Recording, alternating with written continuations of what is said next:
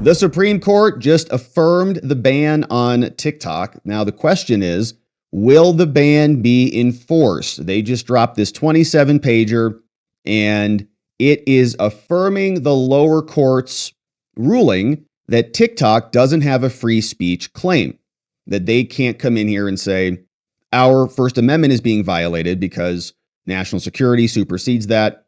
And remember, this was signed into law by Joe Biden. So the Democrats passed it in the Senate, Republicans passed it in the House, and Joe signed it into law. And now what's happening is apparently they're not going to enforce it. Biden says, not going to enforce the TikTok ban, leaving the fate of the app to Trump. So if the Supreme Court says, yes, you can ban it, but the president's not going to prosecute anybody on his final day, and Trump has already petitioned the Supreme Court to not ban it, well, why would they ban it? And this is pretty pathetic. As much as I don't like the government banning social media, they did. And so when they do something and then they don't enforce it, it just makes them look pathetic. It's just like, oh, so you were threatening to punish me because national security, oh, we're all going to die. And all the senators and all the House representatives all got themselves into a little hissy fit tizzy over this. We have to, blah, blah, blah, blah. And then all of a sudden, Joe signs it into law. And at the final minute, then they buckle. I think what happened here, they bluffed, China called it, and they're being made to look like total fools, as they usually do. So you can see they're not going to enforce it. It says Joe Biden won't enforce a ban on the social media app TikTok that is set to take effect a day before he leaves office on Monday, said a U.S. official. So that means the fate of the app will be left over to Trump. Congress last year, in a law signed by Biden, required that TikTok's company divest by January 19th, just days away, a day before the inauguration. They did that all by design so that the new person couldn't change this. Like, that's why they set it on that date. Now they're going to let someone else change it because they're just so pathetic. They've got no balls at all. Even if I'm in agreement with the idea that this should not be banned. The official spokesperson spoke on condition of anonymity. Trump, who once called to ban the app, has since pledged to keep it available in the U.S. Though his transition team doesn't know exactly how they'll do that. The TikTok CEO, Shu, is going to go to the inauguration, and he was granted a prime seating location on the dais. So they're trying to keep TikTok from going dark. Incoming National Security Advisor Mike Waltz on Thursday told Fox News and Fox and Friends that the federal law allows for an extension as long as a viable deal is on the table, which there's not. China's not going to sell it, and they're not going to enforce the law. China is calling their bluff. They're going to continue to own the app, or they'll do some token, whatever, and they'll say, oh, that's good enough. Our pathetic government can't even hold their line. The push to save TikTok, much like the move to ban it, has crossed partisan lines. Chuck Schumer spoke with Biden on Thursday. He says, let's extend the deadline, please. They're all getting railed by the TikTokers, okay? The American people don't want it to happen. We don't like to be censored, even if it is in the name of national security. We understand that, but we don't trust the national security apparatus. And look, if our own government's going to spy on us and be stealing all of our information and censoring us, and the FBI and Homeland are going to be putting pressure on Facebook and all the things, it's not that much different than what China's doing. They're gobbling up all of our evidence, listening to our phone calls, doing the same thing, scanning your face, gobbling it all up. So maybe we want a choice about who is spying on our private lives. Maybe some people don't want the U.S. government to be spying on them. They also want to be spied on by the Chinese. You might be in that, equal opportunity invasion of your life. And that's their prerogative to make. And the other part of this is we don't trust the intelligence communities. I'd actually like to have another entity from a foreign government available so we can even see what's going on over there. So we can see what our government is not showing us and censoring us, because we know they do that. They said it's clear that more time is needed to find an American buyer. They're not going to sell it. They called the bluff. We're at the final hour. They're like, we're not selling anything. Okay, so just eat it. Democrats had tried on Wednesday to pass legislation that would have extended the deadline, But Tom Cotton blocked it. Cotton, the chair of the Intelligence Committee, said, nope, they got plenty of time. You guys already passed it, signed it into law. TikTok is a Chinese spy app, said Tom Cotton, which is true. I think both things are true. That they are spying. It is a nefarious app. It gobbles up your entire phone. I think it's probably scanning everything, all your emails, all the things. So I don't use it. But it's something that people want to use. And is it any different than what Facebook is doing? I mean, obviously, the obvious difference is that it's our government versus a foreign government. And maybe the foreign government is opposed to American interests. And I think that they are, clearly. If we had more credibility and legitimacy in our intelligence, and they actually did care about America and didn't make up crap like 51 intelligence people say that Hunter Biden was Russian disinformation and Russian disinformation and Russian disinformation. And we know that that's all fake. If the Supreme Court comes out with a ruling in favor of the law, Trump's been clear, and they didn't. TikTok's a great platform. Number two, he's going to protect their data. We're going to get the message out. He's a deal maker. So maybe something will happen on this soon. But we, of course, do have the opinion from the Supreme Court. It's explaining that as of January 19th, they've got to divest. The people who are filing this petition are two TikTok operating entities, and we consider whether this is a violation of their First Amendment by banning this app. Now, they're conscious that there's a lot of new technology that is transforming the world. Justice Frankfurter advised 80 years ago, saying totally new problems are raised by airplane and radio. TikTok's huge, 170 million users in the US, 1 billion worldwide. Opening the TikTok page brings a For You page. Each interaction is on TikTok. A user content feed is shaped by content moderation. It's operated in the United States by TikTok Inc., an American company. TikTok's ultimate parent company is called ByteDance, which is a private company operated in China. ByteDance owns TikTok's proprietary algorithm, which is developed and maintained in China. The company is also responsible for developing portions of the source code that runs on the platform. ByteDance is subject to Chinese law that requires it to assist or cooperate with the Chinese intelligence. And in recent years, U.S. government officials have gotten concerned about this. In 2020, even Trump issued an order on this, talking about the spread in the United States of mobile applications that threaten national security. Trump said that TikTok raised particular concerns. It automatically captures vast swaths of information from its users and susceptible to being used to help the CCP. So what happened was they passed this law, IEEPA, prohibits certain transactions that involve ByteDance and its subsidiaries. Everybody signed it into law. Just days after issuing Trump's executive order, Trump also ordered ByteDance divest everything.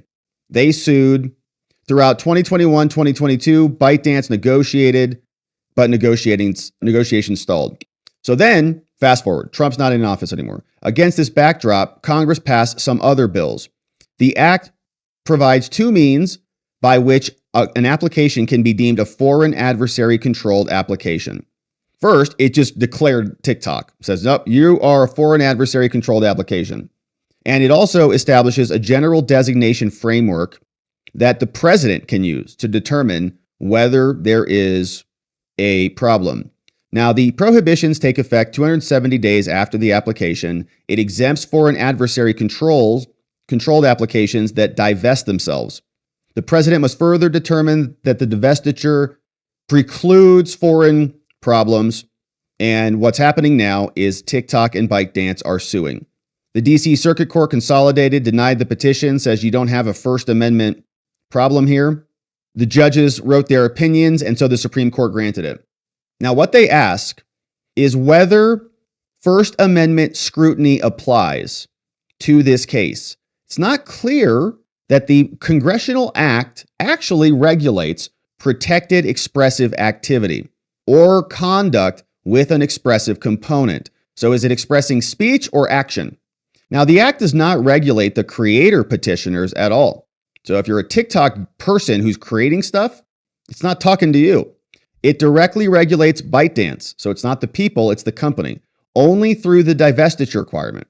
So we've not identified any case they have that have treated a regulation of corporate control. So it's a corporate reg, But is that a direct regulation of expressive activity? Is that First Amendment speech? Now, in any event, their arguments are more closely related to the prohibitions and the divestiture.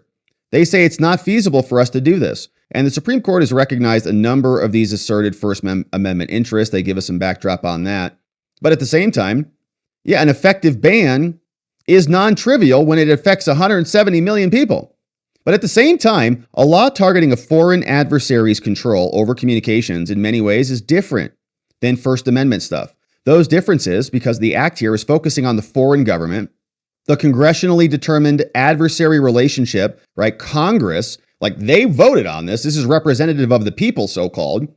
And they determine that there is an adversary relationship and there's a causal relationship between the two. So the court is not articulated here. The Supreme Court is acknowledging we haven't talked about this. We haven't articulated a clear framework for determining whether a regulation of non-expressive activity that disproportionately burns those requires heightened review. But we're not going to do that now. We assume without deciding that the challenged provision within this category and are subject to First Amendment scrutiny. So they say we're not going to get into all of that here because that's a side issue. But let's apply First Amendment scrutiny, which should be very strict. Government action that suppresses speech contravenes the First Amendment, and it's essential to our country. Content-neutral laws, in contrast, okay, so we have this distinction in First Amendment law between content-based laws and content-neutral laws.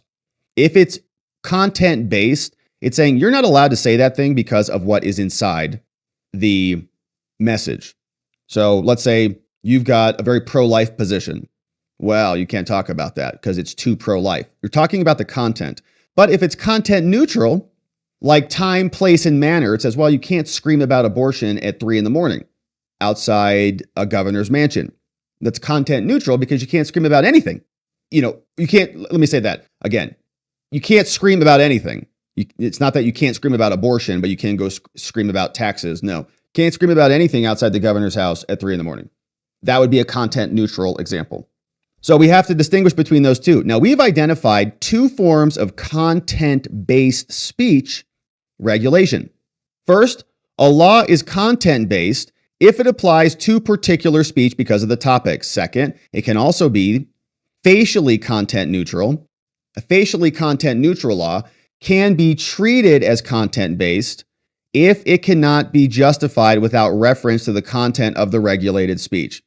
So if you make it neutral, but it's like only applies to like the doctor's offices in your city because they're all in this location or something, right? So as applied, the challenged provisions to TikTok are content neutral and they're justified by a content neutral rationale.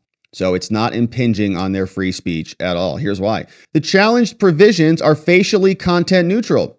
They impose TikTok specific prohibitions due to foreign adversaries' control over the platform. They don't target any speech, nor do they impose a restriction or penalty for speaking or altering their speech. We're not telling them to say something different.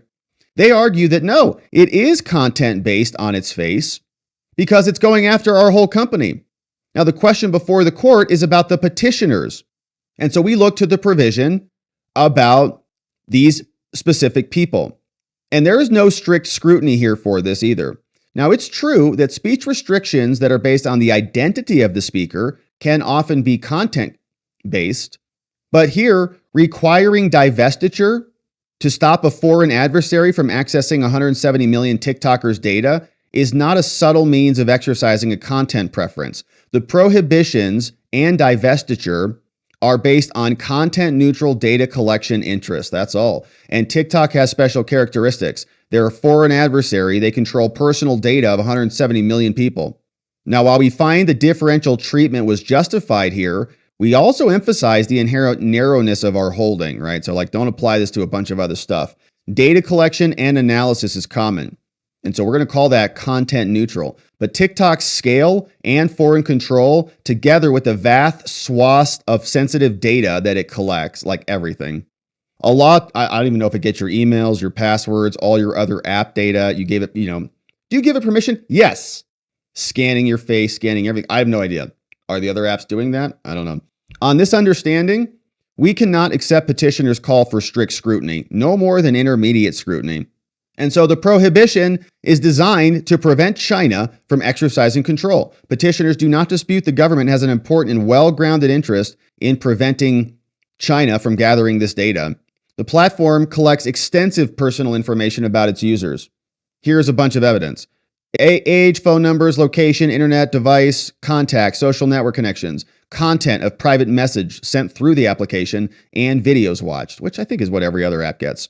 Now, NSA also said they also get keystroke patterns, rhythms, user data, user content, behavioral data, device contacts, device calendars.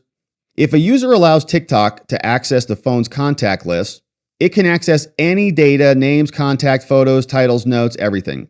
Then China tracks the locations of federal employees, and Chinese law enables China to require companies to surrender their data to them as well. Now, rather than meaningfully dispute the scope of the data that TikTok collects, they say no.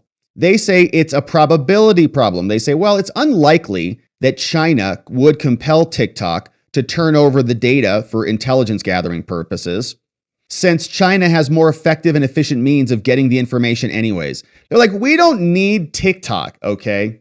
We're already in control of your servers. We just hacked Janet Yellen. We run Verizon, okay? We don't need TikTok. That's just like child's play for us. That's like tip money of data. We run your telecom. We run the NSA. Hello. In reviewing the constitutionality of the act, we must accord deference to Congress. Even if China has not yet leveraged its relationship with ByteDance yet, which I'm sure they have, they might. We're mindful of that. Now, they argue that the act is under-inclusive. They say, well, they're just singling out TikTok, like you should get everyone else. If you're mad about TikTok and how they gather data, what about everyone else? Yeah, but applied to them, they're an adversary, and they collect vast swaths of information from us. And so the challenge provisions meet the standard. They clearly serve the government's data collection interests, and the prohibitions explain that absent divestiture, this is a serious concern. Neither the prohibitions or the divestiture is substantially broader than necessary to achieve this national security objective, right? And the courts regularly will bend for national security. It happens all the time throughout our history. Rather than ban TikTok outright, it's conditional. You guys don't have to be banned. Just sell control to the United States so that we can plug our intelligence agencies into the app. Petitioners parade a series of alternatives like disclosure requirements, data sharing restrictions, blah, blah, blah. But they don't do anything to our analysis because China doesn't follow that stuff. They're not our country. Who cares? Petitioners and their proposed alternatives also don't work. And so in addition to these data collection concerns, the government has an interest in preventing a foreign adversary from having control over a recommendation algorithm that runs a widely used U.S. communication platform. They can wield control over the algorithm and alter the content in an undetectable manner. Just start pinging everybody to be a little bit more pro-life or to be a little bit more accepting of drugs or something. Petitioners have not pointed to any case where we've determined what the appropriate level of scrutiny is for foreign adversaries, and we're not going to do that here. House reports and others show the breadth of the government's data collection concerns. They say it's massive. They're all freaked out about it. They assert that the text of the act undermines this conclusion, but there is no doubt this is a big deal. 170 million Americans are on this thing, but Congress has said they've got to divest or else. And so for the foregoing reasons, we conclude the challenged provisions do not violate the petitioners, and so TikTok should be banned. And it was a per curiam opinion, so it's the opinion of the court. And it looks like Sotomayor concurring in part and Gorsuch concurring in part. So we've got no dissenters on this one. So it looks like it was a unanimous opinion. So TikTok should go bye-bye. But as we can see, Biden's not going to enforce it. And if there's no criminal penalties or concerns about that, in other words, of not banning TikTok because no one's going to enforce the penalty, why would they shut it down? I don't think they will. They bluffed, China called it, and now they'll stick around forever. Here were a couple other senators. This is just hysterical. Where were these people? They must be hearing it from their constituents, man. TikTok has become powerful. 170 million Americans are on it, and they don't want to lose their app. Many of them, their livelihood, many of them, their business mechanism, right, to reach new clients and stuff like that. So now the Democrats, who just passed this, are like, will you please extend it? It's how pathetic they are. It's really a joke. Trump says, look, if you're going to say you're going to do something, you have to do it. Trump says, look, I just spoke to Chairman Xi of China. The call was very good, one for both the U.S. and China. It's my expectation that we will solve many problems together and starting immediately. We discussed balancing trade, fentanyl, TikTok, and many other subjects, and President Xi and I will do everything possible to make the world more peaceful and safe, and we'll see if that happens.